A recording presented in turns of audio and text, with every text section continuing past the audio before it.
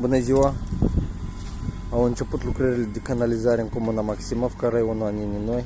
Suntem în proces de lucru la prima etapă.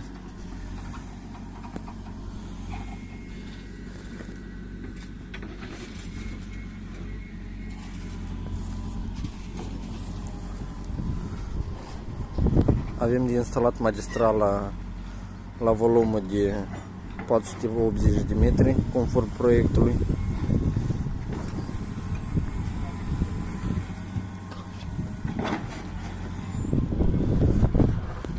Și cam asta.